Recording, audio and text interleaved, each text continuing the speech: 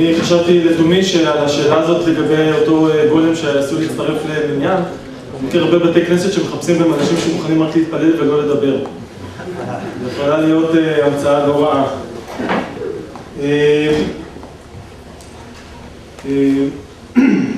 כמו שראינו, הרב אפופורט הביא את ההיבטים ההלכתיים והפילוסופיים לפיתוח המחקרי שהציג פרופסור יעקובסון, והרב פרופסור טנדלר, ראש ישיבת YU ופרופסור לאתיקה רפואית, נטוע בשני העולמות גם יחד.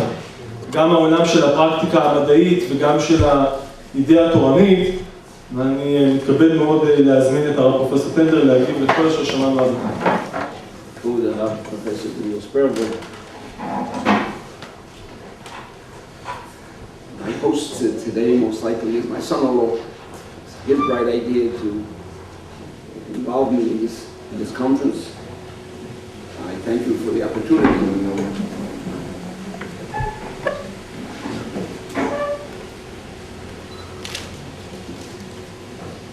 The Medrash says in the Pasuk, Yaftel Kim Liyefes, Yishkol Voli Shem, Sheyu Devorov Shel Shem Nemorim V'Lashon Shel Yefes. My suggestion today is that I would like to present the Devorov Shel Yefes V'Lashon Shel Shem. Give you the sources that speak about the major ethical issues in much of current research. Only a day or two ago, they announced in the paper the formation of sperm and ova from stem cells. There are far more halachic issues involved in that research than in the research of Professor Jacobson. And it's important to note that Baruch Hashem, we have now people who can analyze the impact of modern scientific research on the halachic standards that determine our existence as B'nai Torah.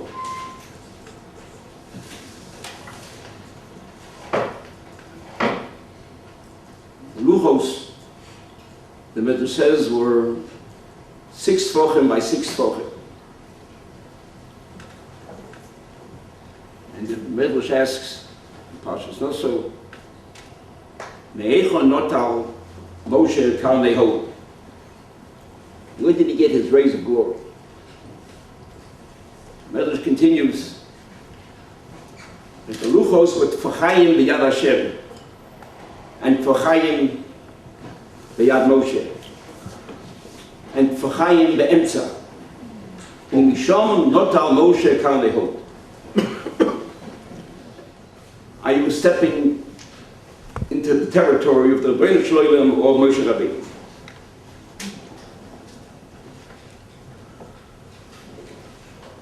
Key in this analysis are 2 concepts. One, to know there is a danger. Again, in the language of Chazal, Sefer v'Asayif Yodu Kruchim min Hashamayim. That's like a DNA molecule, a helix intertwined. It doesn't say Yodu min Hashamayim. It says Yodu Kruchim min Hashamayim.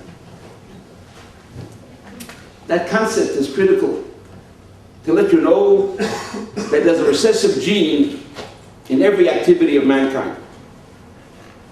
And that recessive gene, if the DNA kruchin uncoils, can express itself. As long as it's counted by the sefer, then the recessive gene is guarded, is covered, and causes no damage. But every human activity, the Chazal tell us, has a possibility of cherev. And every human activity, Kadosh Baruch Hu gave us a sefer to allow us to function in that area without causing damage. are we causing damage by this work? You'll excuse me, I have a little tight schedule today because a rich member of my community's grandson is being bar mitzvahed in Beit Shemesh. And that takes precedent over many other halachic issues.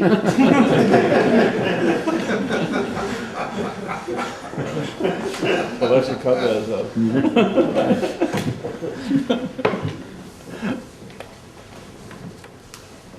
A key mokor is, as many of you should know, is the Perush Mishnayos Rambam in the 4th Perek of Psochim, where actually it's strange that the Rambam even comments on it, because the Rambam said Perush Mishnayos is not a Mishnah. It happens to be a Brayse, not a Mishnah. Nevertheless, the Rambam saw fit to include it in his Perush Mishnayos. Obviously, to let you know how important that concept is. The concept of Cheskio deciding among things that the Chazal agreed with him, Gira Rasmosoviv, asking for Kapora for his father, Kites Nachash HaNachoshes, to destroy that Avodah Zorah cult, the Nechushon cult, right? But then he's also gone on Sefer HaRefuos. And the Rambam is concerned with what was the Sefer HaRefuos that Shlomo HaMelech wrote, that Cheskio HaMelech decided should not be made available to the public. And he offers certain possibilities. He doesn't know. Maybe it was a Sefer that taught people how to poison people. That's an acceptable reason for hiding it. Or maybe it was a Sefer that led people to use all kinds of Avodah Zorah shtick, right? Nowadays known as homeopathy.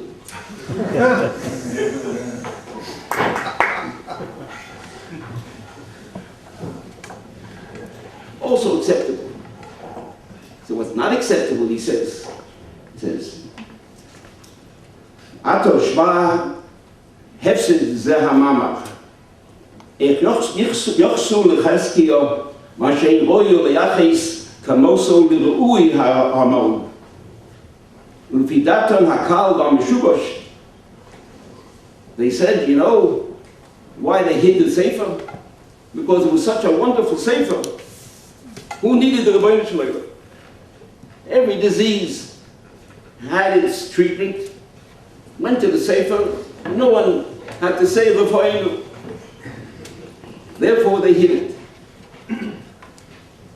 Rambam says, if that's the case, when someone is hungry and goes to eat food, he gives up his B'muneh B'Hashem, because now he has a treatment for his disease known as hunger. Nonsense. On the contrary, the individual thanks Kadosh Baruch Hu for the availability of something to help him when he's in need. Likewise, medicine is nothing more than food for those who need a special diet, a pharmacological input, not simply a dietary input. But from this Rambam, you realize that the Sefer HaRefuos had a potential for danger. He could teach Avodah Zorah. He could teach poisons. That's what's known today in ethics as dual-use challenge. Professor Jacobson is putting strange nucleotides into a DNA molecule. And what's coming out? Coming out an organism that never existed before. Never existed before. Certainly I don't have an immune system that may recognize it, because I existed before. You may be allowed to play God, because Kadosh Baruch Hu gave you permission to play God. Go do some Yitzira on your own. But it says, be careful, L'Obda U'L'Shomra. You can go ahead and work my fields, work my earth, but to protect it. Are you offering me now a choice like they quote Oppenheim, on his work on the atom bomb, they asked him, Sof Yomo, what's the bottom line? Good or bad? And that's after already we had the application of radioisotopes in medicine and so on and so forth. And he answered what in our language would be called, Lo midufsha from u'tzoch. I'd rather it didn't die. I'll give up the advances of medicine that the project gave us if I can only take away the danger of atomic warfare. Is that a question that has an answer in this work? That to me is one of the great ethical challenges. Today, with the rise of terrorism, I know in America there's major effort to avoid this dual use challenge, to make sure that the work, for example, on the smallpox organism, it doesn't take much to mess up that organism so that all the people, all of you people, myself included, who are now immune to smallpox because we were inoculated, will not be immune to the next smallpox.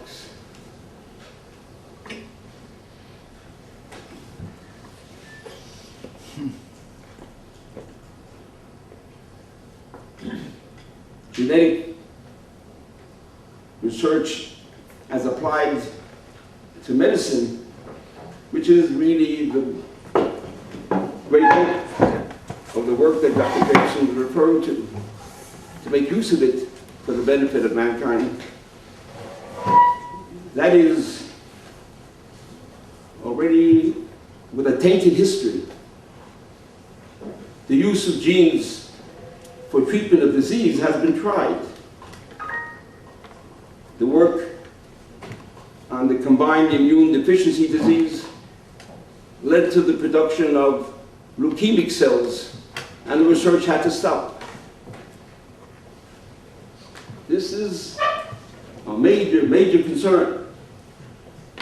The work on immune modulators, there are 8 people, all of them within a day or two, were in Sarcomas Nefoshos. Why? These were the best top scientists we had. Maybe Kodesh who says, you're stepping on my territory. Maybe you shouldn't. This is going to be, I think, the key ethical concern as this research progresses. How do you protect while at the same time you are trying to advance medicine?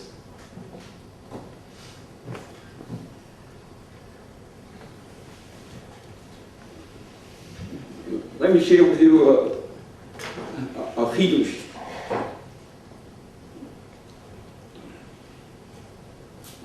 I don't know how many are aware of the wonderful payload on the Chumash from a Rishon Yitzchak Amor, Akedas Yitzchak. Akedas Yitzchak in Parshas Nitzavim, speaking about the Olo Ate Nitzova Yom Pulchem Mefei Hashem Alkeichem, and speaks about the Olo Yeshua that Am Yisrael accepted lo not only Asher Yeshno Po, but also Asher Eino Po.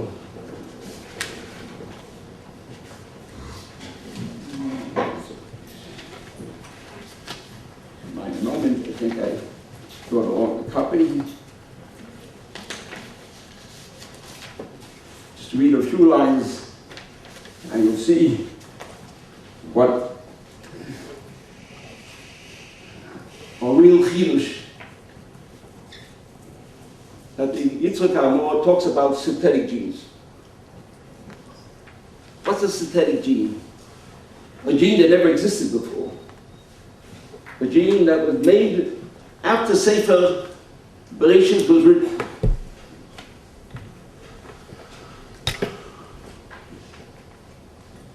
Makes reference to the Novi Yecheskel and Perek Chof, where the elders of the people came and said, we want out. we don't want to be Jews anymore. What do you mean we swore? How can a father that lived 2,000, 3,000 years ago, how could he impose a shua on me?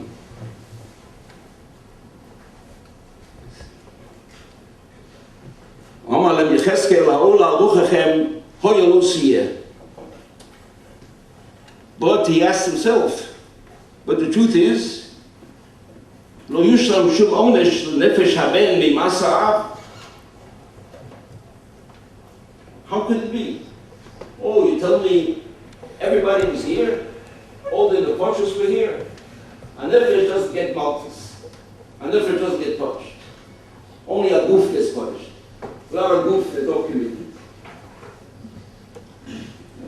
Mr. Gabor comes up. I read this lines to you. It's in Akedes Yitzchok, in Parshas Yitzchokim. Omnam ki vidati ein dvar hashlu azos kemo shechoshlu rabim vein kiyu v'nitzchus b'ris Hashem yisalo v'avosom ima'uma azos tluyim b'chumroto אבל הוא קיום ודיבוק טבעי, הכרחי גדול, וחזק ממנו לא ישוע ביטולו בשום צד ועניין בעולם. And repeats over again, הוא מה שיזכייב הטבע, כל שנמצא שלא להיפורש מחייב. What did he say? At Atan Nitzovim, God didn't only make a shvua. He synthesized a gene and put it into a new gene. A new species arose. Species called Jew. That species never existed before. Don't look like a species. That's why I don't know about the sugya that my great son-in-law spoke about klayim, whether you can talk about klayim and bacteria when we have trouble with speciation. Don't know what a species is. As I said, in the old days when I began studying microbiology, I still was aware that many people, including Professor Cohen at Columbia, where I studied, held that there were no species in bacteria. It was all part of phylum chaos because they could change from one to the other and therefore it doesn't mean it. What he's saying is, after Parshas Nitzovim, after Atal Nitzovim, before they came into Eretz Yisrael and took a shua, he didn't take a shua.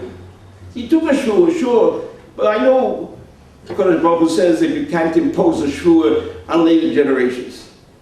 Therefore, you know what I did? When you agreed at that time, I made a genetic change in you.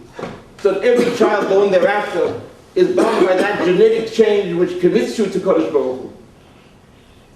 That, I believe, is why it's possible to take someone who for years was far from Kodesh Baruch Hu and bring him back to Kodesh Baruch Hu.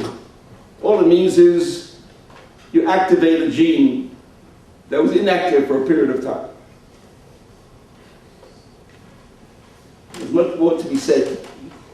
He said, there's a problem, and that is, I don't think a salary is Rov in the Kilas Munsi. Therefore, I have to be careful. They shouldn't think I'm not doing my duties. Thank you very much. אנחנו פותחים את הנושא לשאלות מהקהל. יש לי רק שתי בקשות. שהשאלות מהקהל יהיו עם סימן שאלה בסוף. כי הרבה פעמים זה הופך להיות עם סימני קריאה או נקודות או 3 נקודות. והדבר השני, אני מבקש, היה מלכה לפני, אני מקווה שיהיה מלכה ב7:30. הדבר הנוסף שאני מבקש זה לתת קדימות לדוקטורנטים להעלות שאלות לדיון. בבקשה יוסי. בעברית. לא יהיו תשובות, רק שאלות. אז מה השורה התחתונה של השיעור של הרב רבו פה? אני מחר הולך למעבדה, מה מותר לי, מה אסור לי? שאלה לא תשובות. אני מציע שלא יהיו תשובות. שבת בצהריים.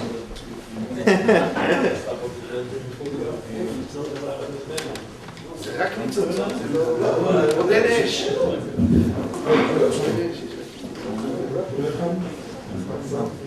דברים שאמרתי, הם לא באו לענות על דברים, אלא הם באו להסביר אם היינו אומרים שבכלל אין בעיה ואין מינים ביצורים חד-תאיים ואין בעיה של כלאיים, אז לא הייתה שום בעיה. אז כל אחד היה יודע מה לעשות וכולם היו בשקט. אני טוען שיש בעיות ועכשיו צריך להתחיל לפתור אותם. זה בדיוק לכן אנחנו כאן. אלה? דווקא שמעתי בדברים של הרב כן איזשהו חילוק מסוים בין יצירת חיים סינתטיים, יצירת חיים במעבדה, מחלקים קיימים. הכל התבסס על הטעם של הרמב"ן, ורציתי לשאול למה הרב בחר ברמב"ן ולא ברמב"ן למשל, והרבה אחר. הרב דיבר על הבעייתיות בזה, אבל אחר כך הרב טען בוודאות שגם בכלאיים, כפי שמוכיח גייטל, כך אמור להיות, זה הטעם. מדוע, או קצת להתחשב בטעם, מדוע הרב מתחשב דווקא בטעם של הרמב"ן ולא בטעם של הוגה אחר, שיכול להיות שיהיו לו מסקנות הפוכות? הרמב"ן עבורי הוא לא הוגה, אחד מן ההוגים שיש בתורה. זאת אומרת, זה לא שיש 382 הוגים בתורה שהרמב"ן הוא אחד כי הוא קיבל דוקטורט בכל הכבוד. זאת אומרת, בכל אופן יש לו מקום בולט בעולם ההלכה, בעולם פרשנות הגמרא, לקרוא לו הוגה דעות, זאת אומרת, יש לו המון דעות בהמון עניינים, הוא לא פלסף, הוא גם הרמב"ם. הכוונה, הדעה של הרמב"ם, שכלאיים אסורים משום עבודה זרה. אז אני לא רואה מדוע המסקנות יהיו שונות, רק שההגדרות של מה שמותר ומה שאסור ביד עבודה זרה, הן יותר לא ברורות. המעלה של הרמב"ם זה שהדברים מובילים לכיוון יותר ברור. אבל אם אנחנו נאמר שכלאיים אסור משום שזה עבודה זרה, אם אפשר לקרב את זה לדברי הרמב"ן גם כן. כלומר ששילוב של דברים הם יצירה של כוחות חדשים שהם קשורים לכשפים וקשורים לעניינים שכאלה. אבל עדיין אני לא רואה איך הדברים של הרמב"ם יוליכו אותנו בכיוון לשאלה מהם הדברים הנוספים שאסורים לכלאיים. אבל אולי דווקא זה דווקא אומר לנו שאנחנו לא חייבים להתבסס דווקא על הרמב"ם, כי גם הרמב"ם יש לו הסדר שמוביל למסקנות שונות. זה שזה לא מוליך, או זה שהרמב"ם מנסה לקרב ולהסביר את הרמב"ם כמו הרמב"ן, זה לא טעות, זה לא מניח את דעתי. בסדר, הצבעתי על כיוון. הנה חינמי, זה טוב ששואלים. אוקיי. אני לא כל כך הבנתי, גם אם נניח שיש איסור של כלאיים, איסורים לפעמים נדחים בפני מצוות אחרות. מילה דוחה שבת, שבת דוחה את בעניין בית המקדש. לכאורה, וזה קצת בכיוון של מה שהרב טנדלר אמר, אם את היצירות כלאיים החדשות האלה יעשו כדי לרפא בני אדם, יכול להיות שהרווח שלנו נאמר, עשה כלאיים פעם אחת כדי שישמור שבתות הרבה, או וחי בהם ולא שימות בהם. אם זה לצרכים רפואיים, אז הרווח הזה ידחה את הבעייתיות של כלאיים גם אם נניח שהיא קיימת. ומצד מה שהרב טנדלר אמר, שיש בכל יתרון, בכל סיכוי יש גם סיכון, דווקא הסיפור על ספר רפואות מלמד שעד שלא ישתמשו בו לרעה, לא אסרו אותו. זאת אומרת, למדען יהיה מותר לפתח את הטכנולוגיה.